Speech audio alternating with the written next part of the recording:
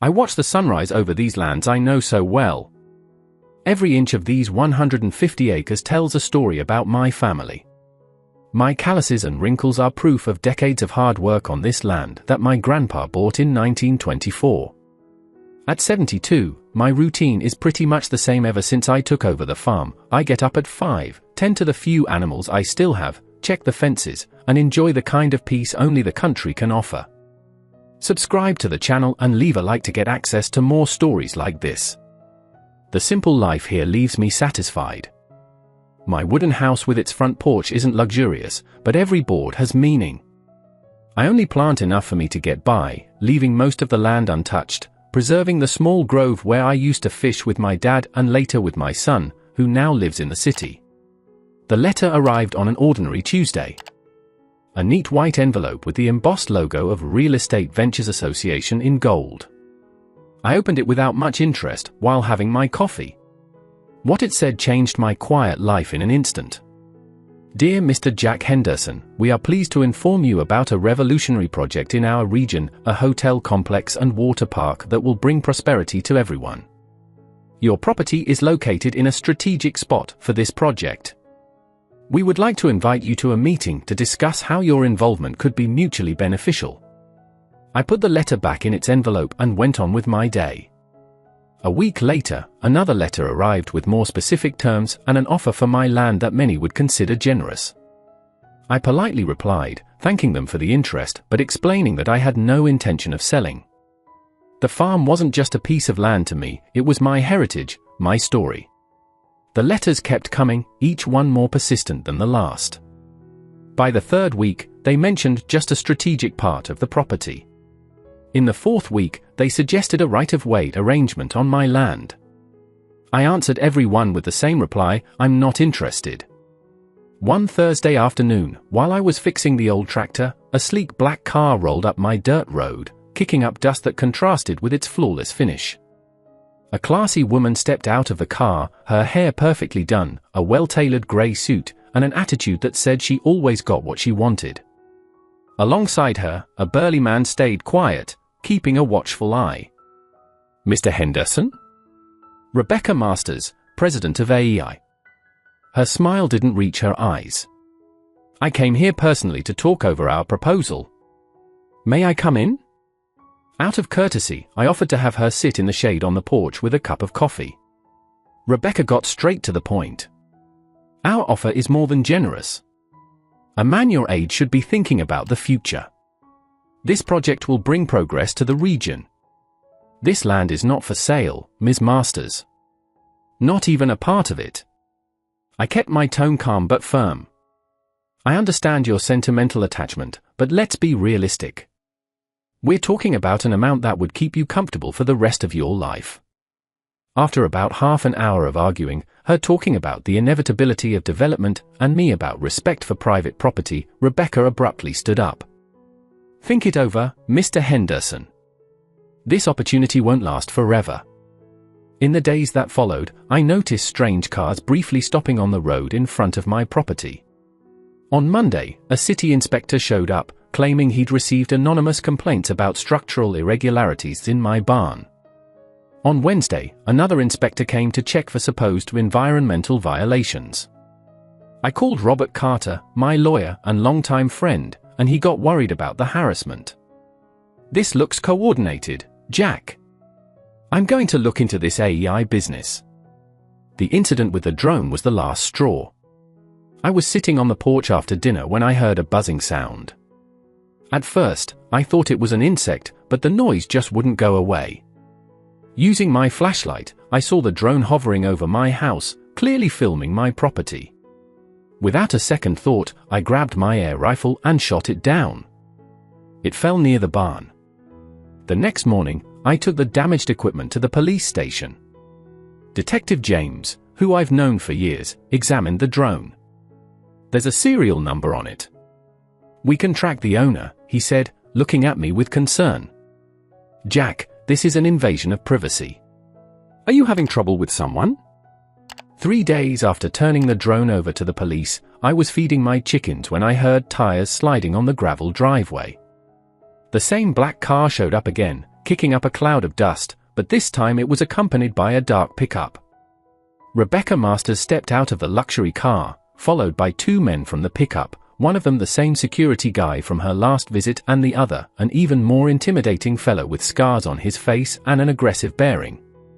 "You've crossed every limit, Henderson."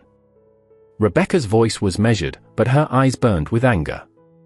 "Destroying private property? Involving the police? Those aren't smart moves.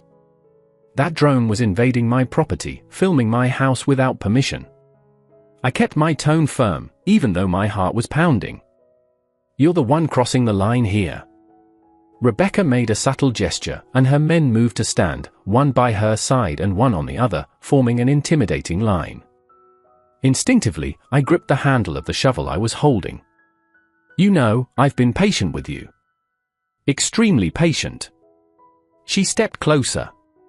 I offered generous terms, explained the benefits, and tried to handle this civilly. "And how do you respond?" "With stubborn, childish defiance, and now by destroying expensive equipment." "I'm asking you to leave my property." My mouth went dry as I calculated how far the house was, where I kept my phone. "I think you're not getting what's going on." Her voice dropped nearly to a whisper. "This project is going to happen. We're not just a small association, we have politicians, authorities, and a lot of money behind us. No one's going to care about a stubborn old man who doesn't know when to step aside." The scarred man took a step forward and snapped his massive fingers. "Mr. Henderson, we can settle this in two ways. Either you sign the papers we brought today, or we settle it in another way." I swallowed hard, feeling the weight of my years. At that moment, I realized they weren't there to negotiate, they were there to force me. Still, I stayed firm. "My answer is still no. And you're committing a crime by threatening me." Rebecca let out a short, harsh laugh. "Crime? Who's going to believe an old senile man over a respected businesswoman? Maybe you took a spill, hit your head, accidents happen all the time with folks your age." The taller guard suddenly moved, grabbing my arm with enough force to leave marks. I fought to free myself, but at 72, I couldn't match his strength. "Last chance, Henderson." Rebecca pulled out an expensive-looking document from her purse. "Sign the property transfer right now, and maybe you'll walk out of here with some dignity. Otherwise, I'm on my own land, defending what's mine by right. I'm not signing anything." Her face turned into a mask of anger. "Hold him tight. Let's take a walk. Maybe spending a few hours in a quiet place will help you rethink." I realized what was happening. They were trying to kidnap me, to force me under duress to sign papers, or worse. I gathered every bit of strength I had left and struck the man's knee with the side of my boot. He loosened his grip for just a moment, just long enough for me to break free and run toward the barn. "Get him!" Rebecca's voice rang out over the yard. I felt the impact before I even saw the second man. He hit me in the back and knocked me to the dusty ground. A sharp pain in my ribs took my breath away as he pressed a knee into my back. "It could have been so much easier, Henderson." Rebecca stepped nearer, looking down at me with the sun behind her head giving her a sinister outline. "Now we've got to improvise. Tie him up and load him into the pickup." I fought with every bit of strength I had, but the man was heavy and young. He twisted my arm behind me in pain, and I let out a muffled cry. "Nobody's going to hear you, old man. This place is too remote." The scarred man grabbed a rope from the pickup. That's when we heard it. First distant, then growing louder, the unmistakable sound of sirens. All three froze for a moment, exchanging tense looks. "Police?" Detective James' voice echoed at the entrance of the farm. 3 police cars barreled in at high speed, kicking up more dust than Rebecca's car did. The man holding me hesitated for a second. That was all I needed to turn and hit his face with my elbow. He recoiled, clutching his bleeding nose, while I crawled away, every muscle protesting. The officers got out of the vehicles with their guns drawn. "Stop! Hands where we can see them!"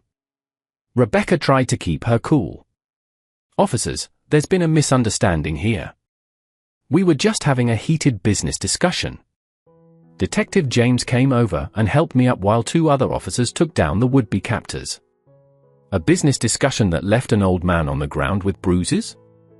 That's an interesting way to negotiate, Ms. Masters. How did you know?" I asked, still catching my breath. "Your lawyer, Robert. After you handed in the drone, he got worried and asked us to keep an eye on your property. When we saw those vehicles coming in, we decided to check it out." James pointed to a discreet car parked further down the road. "We got here just in time to hear the kidnapping threats. Rebecca was handcuffed along with her men. Her face shifted between fury and despair as she was led into one of the police cars. 'You have no idea who you're arresting,' she shouted. 'I have connections. You're going to regret this. Ms. Masters, you're being arrested for assault, threat, conspiracy to kidnap, and invasion of private property. You have the right to remain silent.' The officer recited my rights as he placed her in the back. I sat on the porch while paramedics checked my ribs and arm. Detective James was jotting down my statement as Robert arrived in his sedan in a hurry. "Jack! Thank God you're okay." My old friend really sounded relieved. When the detective called me about the drone, I started digging into this AEI matter. Something just wasn't right. "What did you find?" I asked, while the paramedic wrapped my bruised wrist. Robert sat down beside me and opened a folder. "This Real Estate Ventures Association has only been around for 8 months.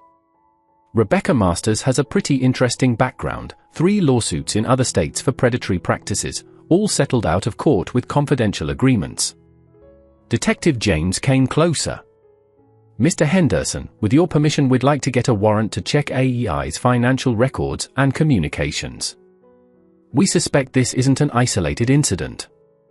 You have my permission to do whatever it takes to stop them from hurting anyone else." In the weeks that followed, the investigation revealed a disturbing pattern. AEI, under Rebecca Masters' leadership, had set up an elaborate scheme to acquire strategic properties by everything from coercion to document forgery. The drone I shot had recorded several properties in the region, even filming inside some houses through the windows. Even more worrisome were emails recovered from the company's servers that detailed persuasion tactics, creating fake legal issues for resistant property owners, bogus complaints that triggered inspections, deliberately contaminating water wells to force sales, and even physical intimidation when necessary. Robert ended up representing not only me, but 5 other rural property owners who had suffered similar harassment.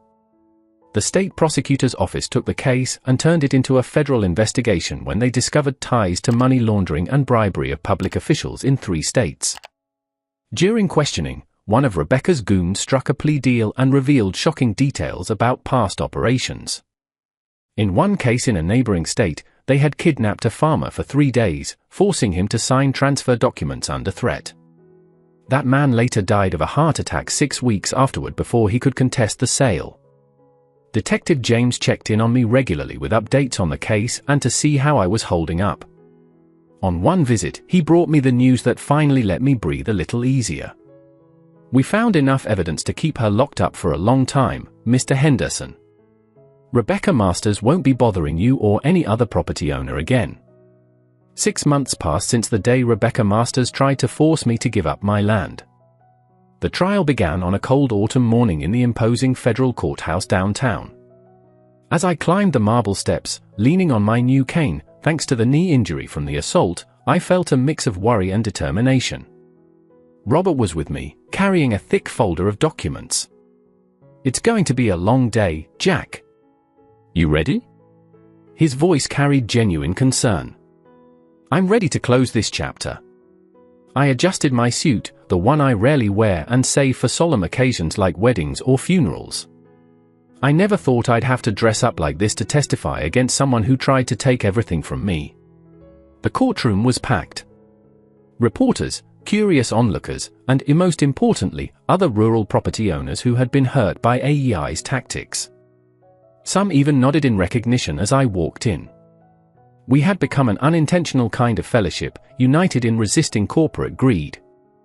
Rebecca Masters entered escorted, wearing a sober grey outfit that was a far cry from the elegant suit she sported during her intimidating visits. Her posture was still haughty, but I could see a hint of exhaustion on her face. 6 months in pre-trial detention had taken its toll. She avoided looking in my direction. The federal prosecutor, Catherine Lynn, a midlife woman with sharp eyes, opened the case with a detailed explanation that visibly impacted the jury. Ladies and gentlemen of the jury, this isn't just a case of real estate coercion. We're dealing with a sophisticated criminal operation run by the defendant Rebecca Masters, who systematically targeted rural properties using illegal methods, including document forgery, harassment, intimidation, invasion of privacy, attempted kidnapping, and conspiracy to defraud. The evidence piled up like an avalanche. Emails, phone recordings, testimonies from former AEI employees, and, most striking of all, footage recovered from the drone I took down, showing careful surveillance of several properties, including mine. When it was my turn to testify, I walked slowly to the witness stand, feeling the weight of every eye in the room. After taking the oath, I recounted in detail the first letters, the growing pressure, the intimidating visits, and finally the attempted assault and kidnapping. Mr. Henderson, the prosecutor asked, could you describe how you felt when you realized these people were trying to kidnap you? I took a deep breath. For the first time in many years, I felt genuine fear. Not just for my own safety, but at the thought of being forced to give up something my family built over generations. I felt helpless, as if my age had made me an easy target in their eyes. Rebecca's lawyer, a soft-spoken man in a spotless suit, tried to discredit me during cross-examination. Mr. Henderson, at 72, isn't it possible you mistook firm negotiation for threats? Maybe your memory isn't what it used to be. My memory works just fine, I interrupted sharply. Sure, I may sometimes forget where I put my glasses, but I remember exactly when someone threatened to kidnap me on my own land. A few suppressed laughs rippled through the courtroom, making the defense lawyer pause for a moment. Over 3 weeks, the trial revealed just how big Rebecca's operation was. AEI had illegally acquired 6 properties in 2 years using methods like those they tried on me. 2 elderly property owners had lost their land after being forced to sign papers under duress, one of them, as we later learned, after being kept without medication for 48 hours. The most devastating testimony came from Martin Wells, AEI's former accountant who had taken a plea deal. With a trembling voice, he described how Rebecca kept 2 sets of books, one for investors and authorities, and another that showed the real expenses, including payments to bribed officials and contingency funds meant to handle resistant property owners.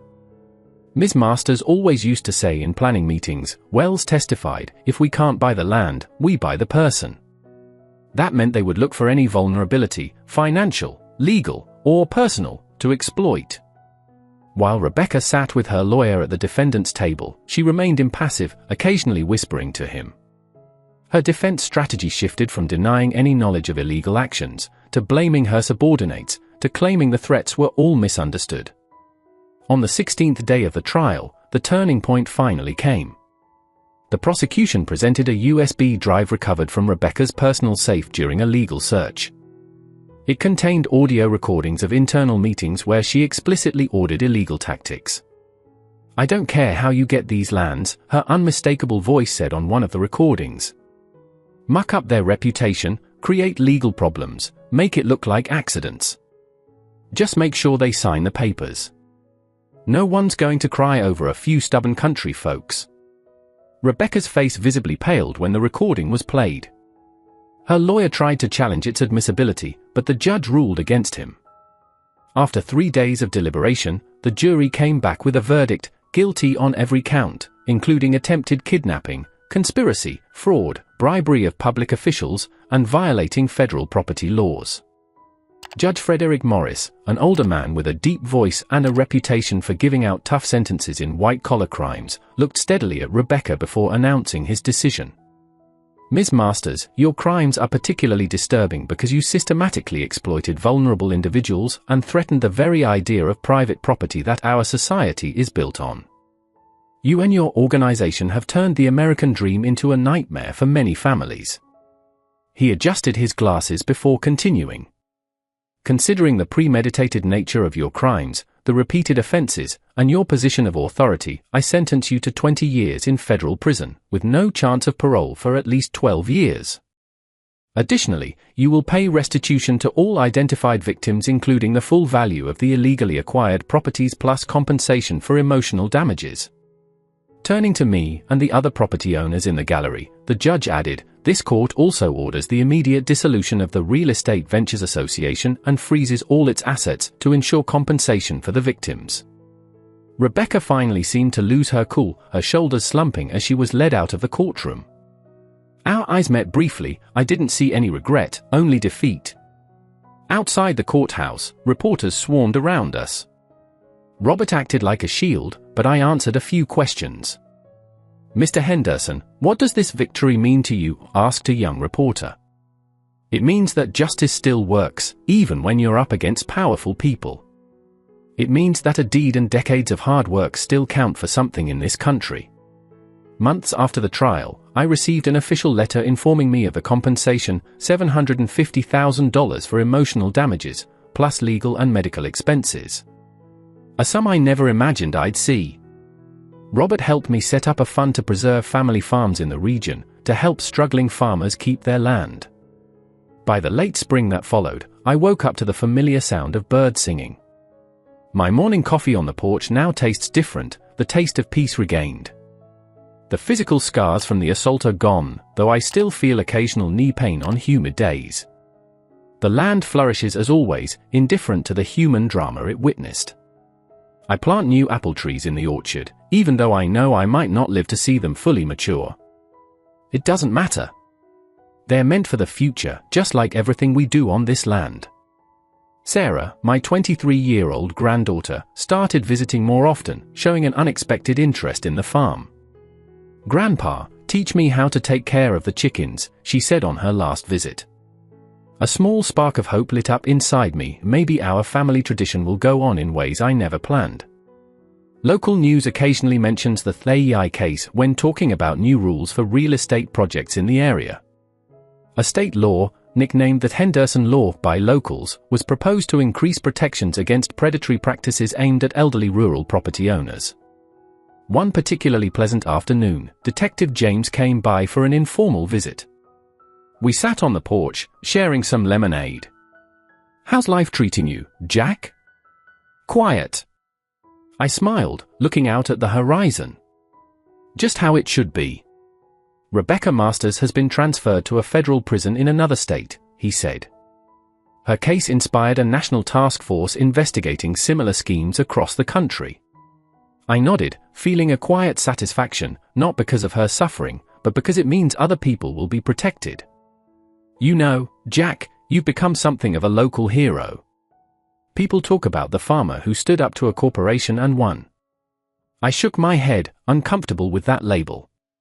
"I just defended what's mine, like anyone would." "Not everyone would have your courage," he replied.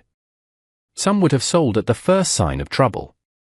The sun started to set, painting the sky with shades of orange and pink that no luxury resort could ever match.